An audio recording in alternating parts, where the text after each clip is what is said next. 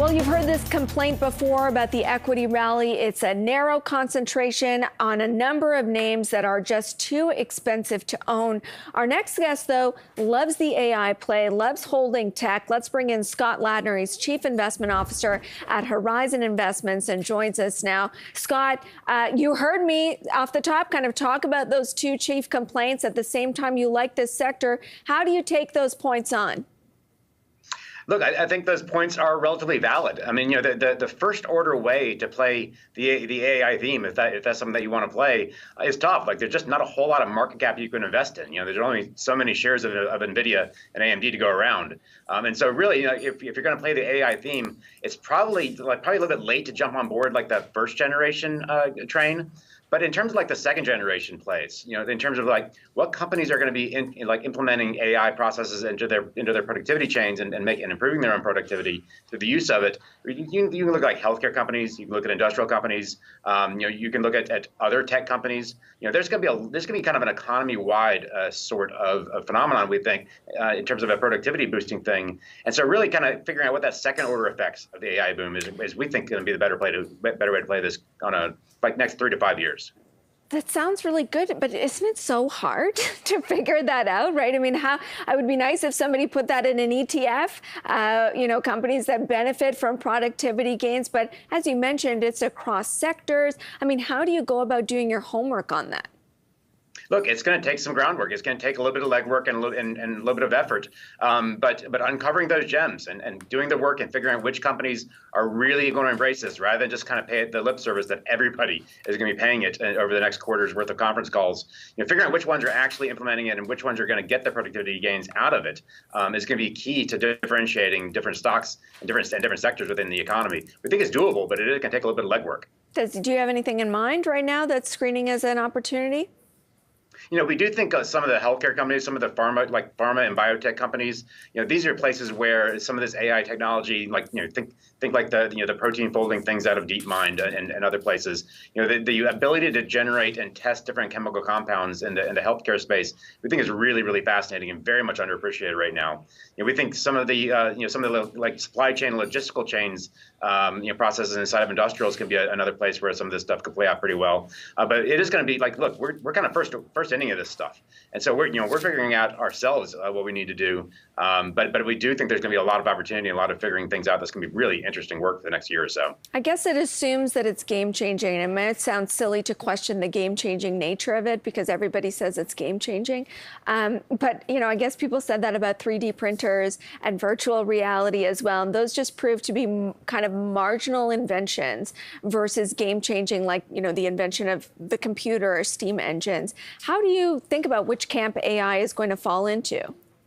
You know, Emily, that's a really, really intelligent question because, you know, and not only the 3D printing stuff and the other things you cited, but like stuff like blockchain and the crypto space a couple years ago, people were citing as sort of the next big thing. And so for us, like, to differentiate between AI and some of those other things that were you know, a little bit, you know, kind of washed out and didn't really live up to the hype, for us it's really about like how much of the economy can use this technology to improve its productivity. And are the use cases easy and obvious? And for us, with this stuff, with AI, the use cases are pretty easy and obvious. We can you know, cite a host of companies and a host of industries that could benefit from this technology. And it wasn't really the case with like 3D printing or crypto or blockchain stuff. Those were just much more idiosyncratic types of technologies. This one really has the power, just like the invention of the PC and just like the internet boom of the mid-90s, to really kind of cut across both sectors and geographies. This has got to be a positive, too, for the broad market in general in a time where we're concerned about inflation. This is deflationary by its nature. That's right. Look, I mean, anytime you get some of these big productivity gains that are across economies, you know, that is fundamentally supply curve shifting to the right. And that's a really, really hard thing to get. But when you get it, like when you can actually get supply curve shifting to the right, like you said, Amber, that is downward pressure on inflation, there's upward pressure on growth.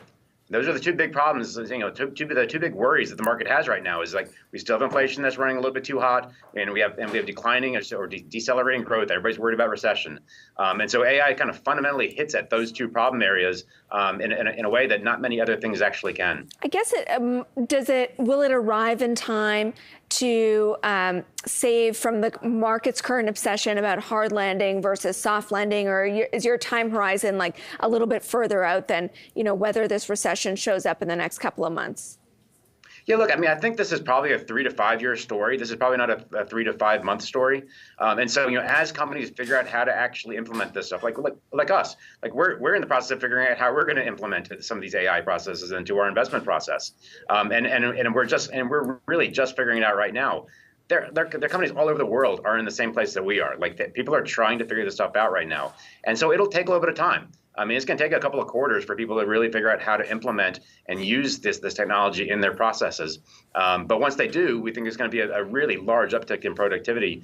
But it probably is not like a next quarter story. It's probably like a next year story. That's interesting, because a lot of this technology is not new. The new part of it, I guess, is that it just got a little bit user-friendly, right? But using artificial intelligence, big data in finance, I mean, that's what quants are. So that's been around for a while. So what is kind of the newness for you that allows it for something you at an office level to feel like you can implement now?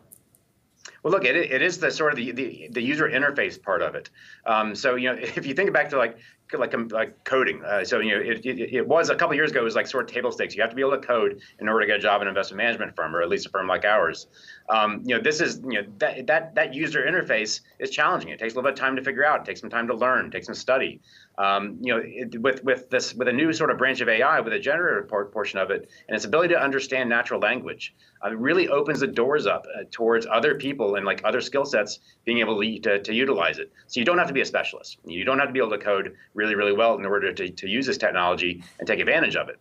It's that user interface part that has really made large strides in the last few months, and that we think is sort of the key to unlocking this potential.